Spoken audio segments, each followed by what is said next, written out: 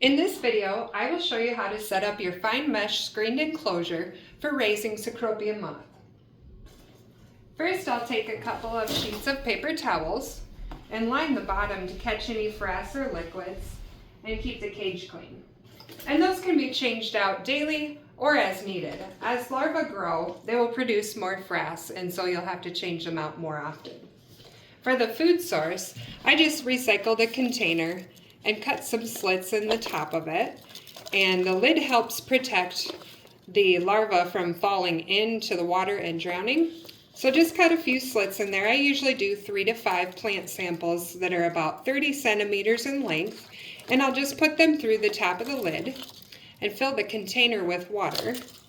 Replace the lid and put it in the center of the cage. Also daily, I will mist the inside of the enclosure and all the plant sample that's in there, and I'll go through and mist that at least once a day, or if things start to look like they are dry. It helps keep the plant material longer, and it also helps avoid desiccation. When replacing plant material, I'll take the entire plant material out and replace with new. So I usually have 2 of these, so I could immediately place the new plant material inside. With first and second instar larvae, it's harder to transfer them using your hands or anything else, so I use the scissors and I cut around the larva wherever they are on the leaf, and I'll take that leaf sample with the larva on it and place it on the leaf of a new plant sample, and they'll find their way to the new food.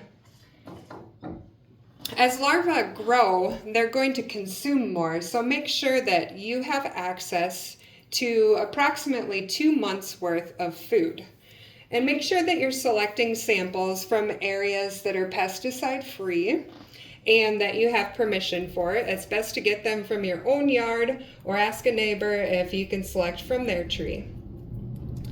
And it's pretty simple to do. Those are just the daily tasks.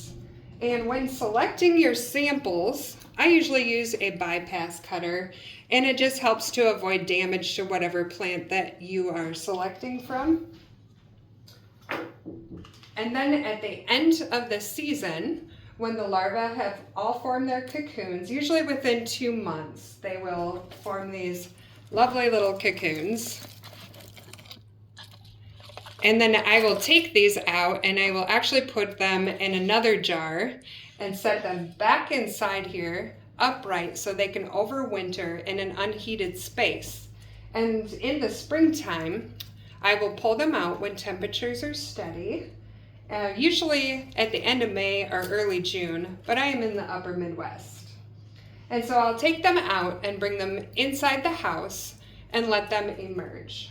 But the overwintering process is necessary for pupation because they will go through a process of dormancy, and they have to have those cold temperatures in diapause.